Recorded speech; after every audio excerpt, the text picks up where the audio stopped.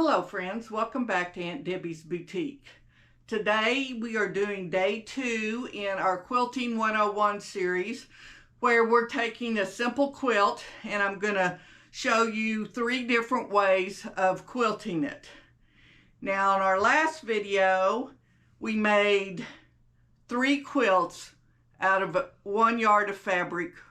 Well, it's 3 yards total. Each quilt took a yard of fabric. We cut it up, mixed and matched them, and came up with 3 quilt tops. The first way I'm going to show you of finishing a quilt is going to be tying a quilt, a tie method. And this is how we do our prayer quilts at my church. And I will explain that more as we get to it. So the first thing I did, you're staring at my dining room table and the back side of my backing fabric. And I don't know if you can see it, but I taped it down all the way around and it just barely fits widthwise on my dining room table. What I usually do, because I usually have bigger quilts than this, is I go up to my church and put 2 6-foot or 8-foot tables side by side, or sometimes 3 if I need them, and tape it onto that. But it really helps in getting your back on nice and neat if you tape it and stretch it out so it's as smooth as possible. I usually use masking tape. This is packing tape's all I had on hand, so that's what I'm using today. The next thing we want to do is center our batting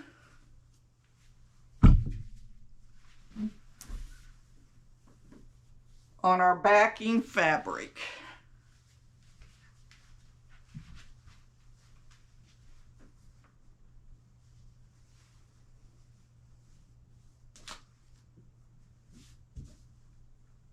Now, the piece of fabric I have under here is 1.5 yards turned sideways. So it's 36 inches this way, and whatever 1.5 yards is, 36 plus 18, whatever that is, this way. And get it a little straighter here.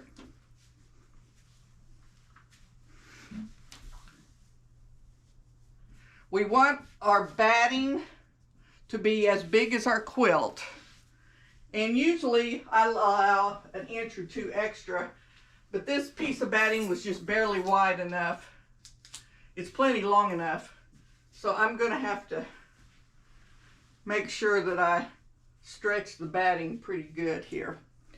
Okay, I'm going to use now this 505 temporary spray to lay this down. And I'm being extra careful here because this is my good dining room table and I don't want to spray it.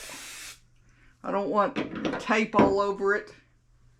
So we're going to get this done and get it off of here before the tape can stick permanently.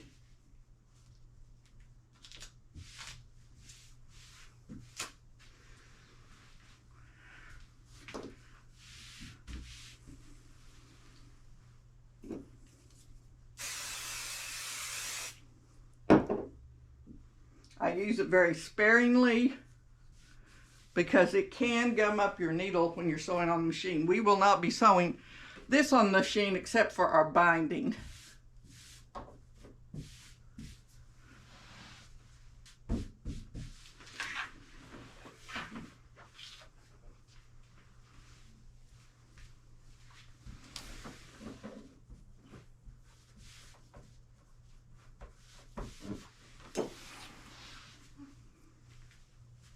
Okay, now that we've got that done, I want to take our quilt top, and this is one of the 3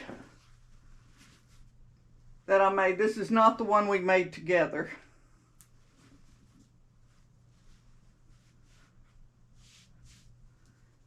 And I want to get it on here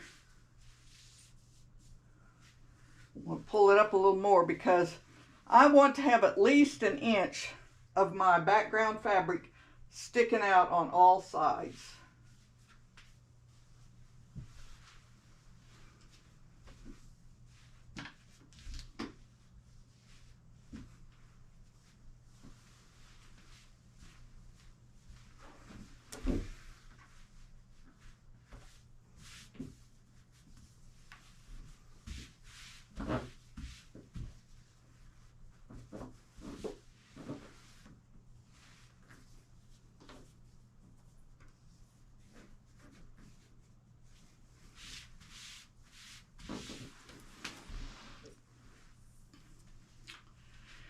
Now I'm going to spray this a little bit.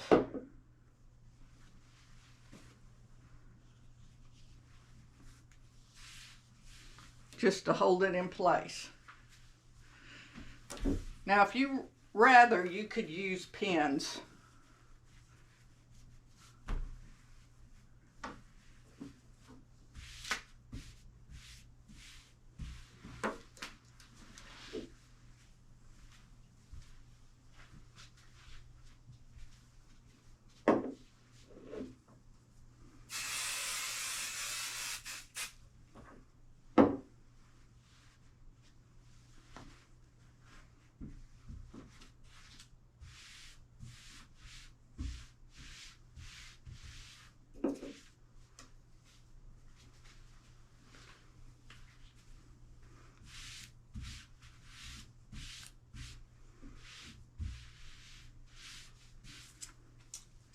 All right, that looks pretty smooth to me.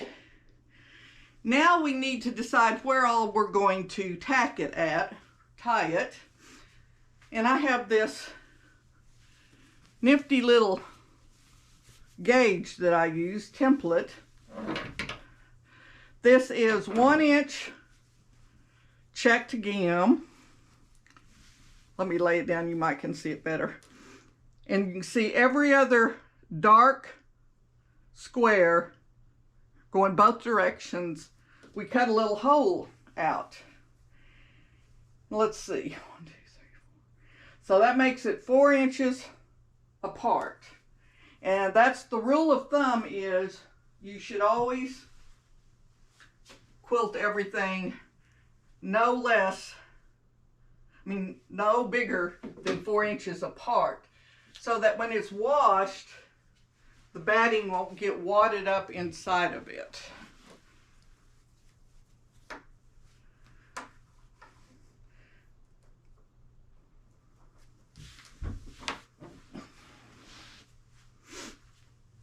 Now, you do not have to have the next thing I'm going to do is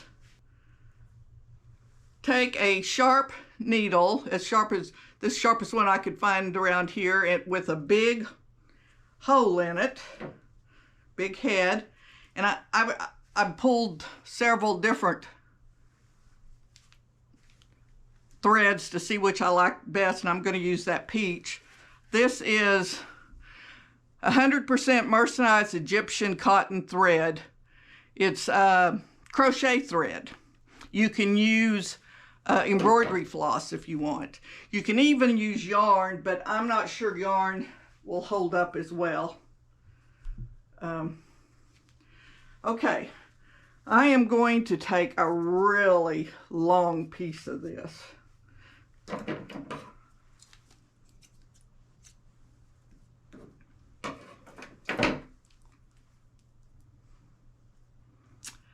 I'm going to thread it in my needle and have a double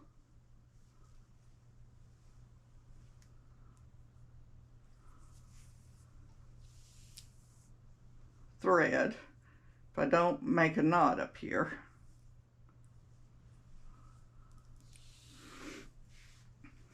Now, I am going to start right here in this corner and just take a little stitch all the way through everything.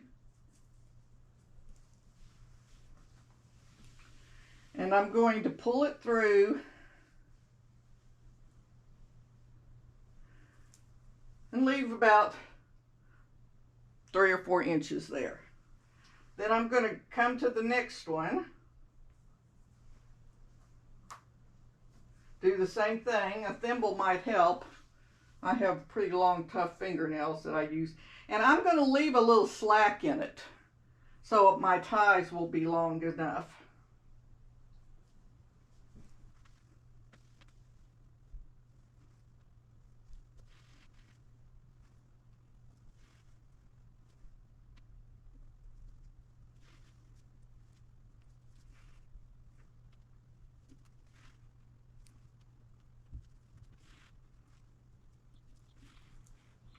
Okay, when I get to the end of the row and still have some thread left, I'm going to start back on the next row.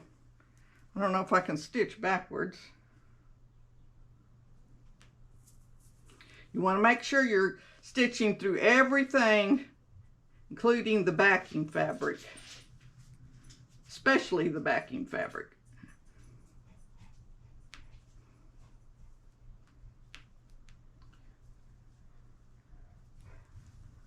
I'm trying to do that without stabbing my good table.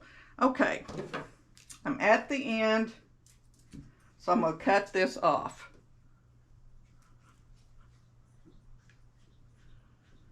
I hope this is showing up good enough. I'm going to kind of move the camera a little bit this way. Okay, I'm going to go through here and cut these halfway in between.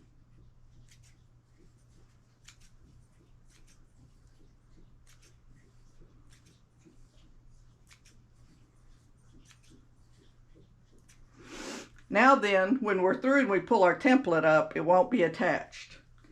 Okay, I'll sew 1 or 2 more rows here for you, and then I'll do the rest off camera so you don't have to watch for an hour.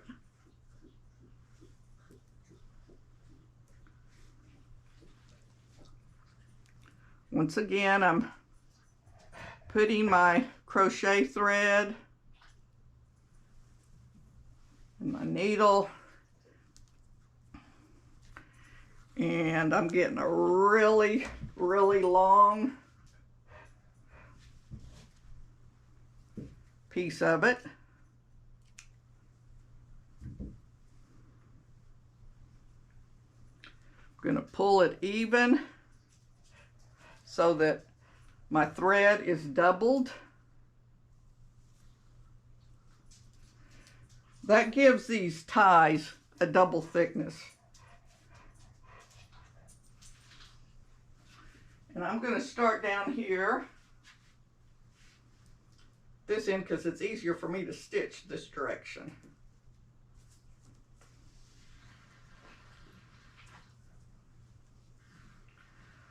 Pull it through, leave about 3 inches, 3 to 4 showing there.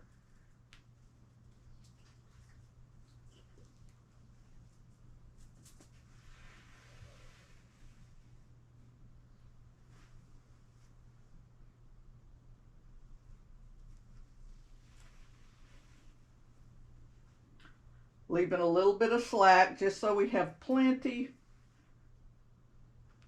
to tie with. I hate messing with ties that are too short.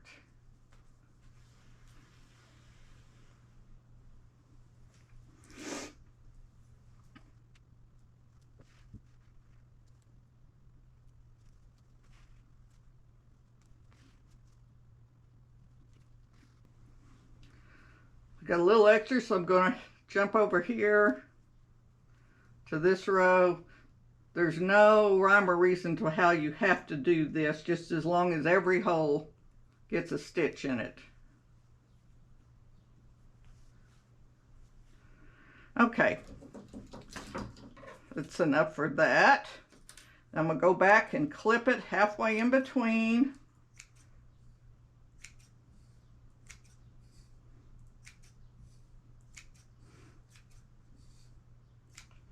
And now we have our ties that can be tied, but we're not going to tie them until we get this whole template done and removed. Okay, I am going to go off camera and finish tying all the, putting all the stitches in, then I'll show you what the next step is. Okay, I have all of my ties put in. It only took me about 15, maybe 20 minutes. And hopefully I've cut them all. We'll find out. Now I'm just going to pull this off. And voila, there is all of our ties. Now, at this point, you want to tie them all with a double tie. But let's get to the prayer quilt aspect of this that I keep talking about. If I'm going to use this as a prayer quilt, I'm not going to tie the knots in it.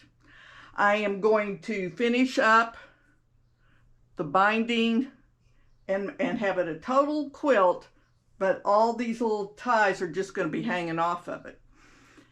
Let's say there's somebody at your church that is sick or in the hospital, especially elderly, or maybe they're going through a tough time. Maybe they've lost a family member or going through a divorce, and people are praying for them.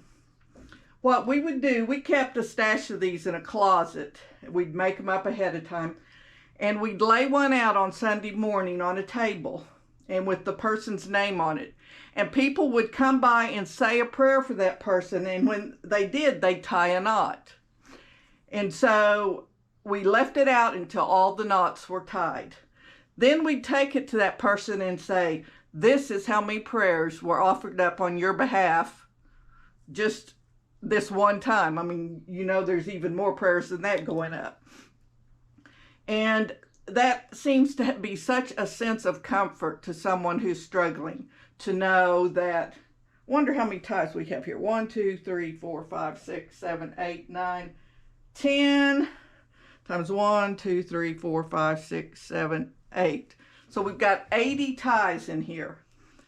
To know that 80 people prayed for you is pretty overwhelming.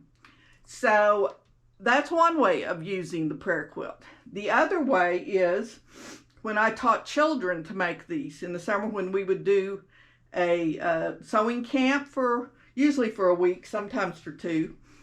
And we'd get to this point, we'd go ahead and finish it up and leave the ties. And then we would tell them every night before they went to bed to say their bedtime prayers and tie a knot.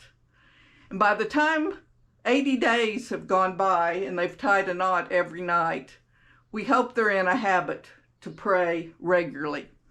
So that's the 2 ways that I use this as a prayer quilt. These are not going to be used as a prayer quilt right now. So I am going to go ahead and finish tying them. I'm probably going to donate all these to either the Crisis Pregnancy Center or Battered Women, one of those. So to tie one, I'll just grab one. I hope this is one you can see. This first time me videoing from this angle. And I'm just going to tie it once.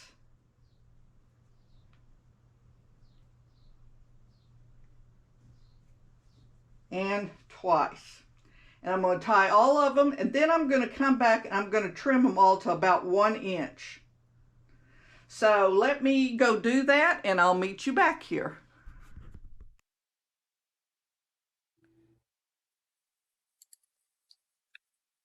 Unfortunately, I turned the camera off instead of on, and on instead of off here at this point.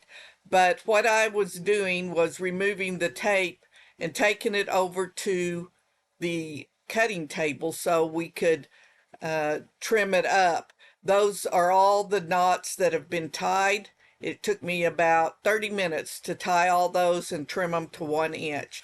So you're seeing me remove it, and I'll meet you at the at the cutting table.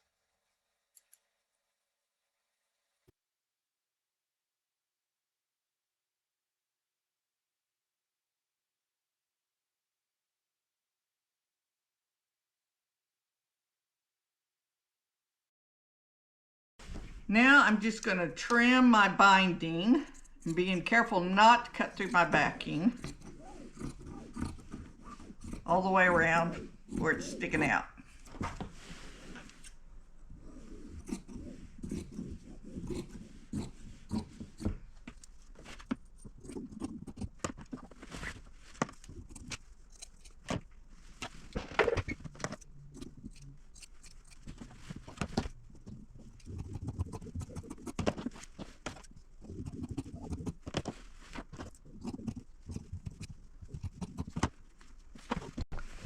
Okay, now that that's done, I just want to trim. I think I'll use this shorter ruler. We'll trim it to 1 inch all the way around. Just one. I'm just going to line this up with the edge of the quilt.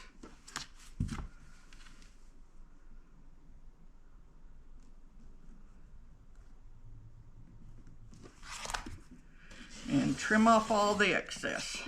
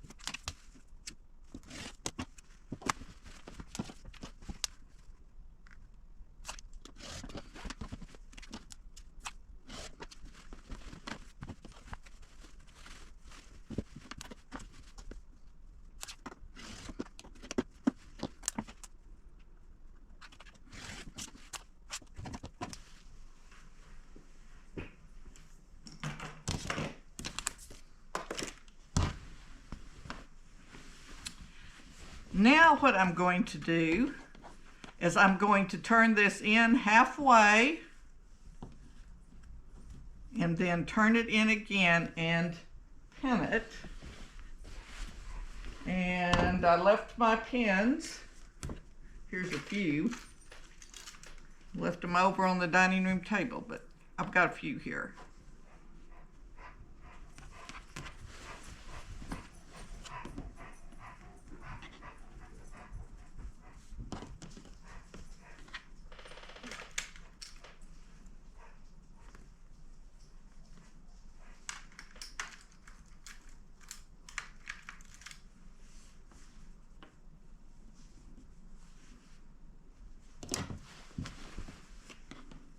And you could iron this as you went.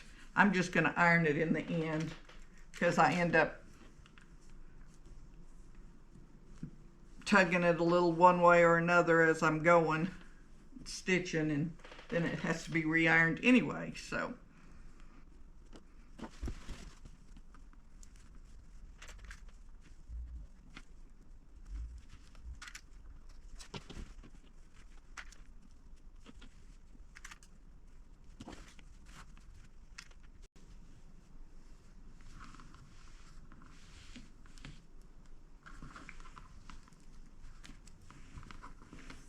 I'm going to trim just a little bit of this off.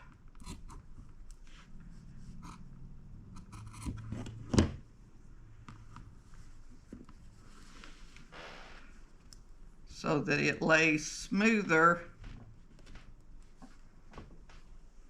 on the corner.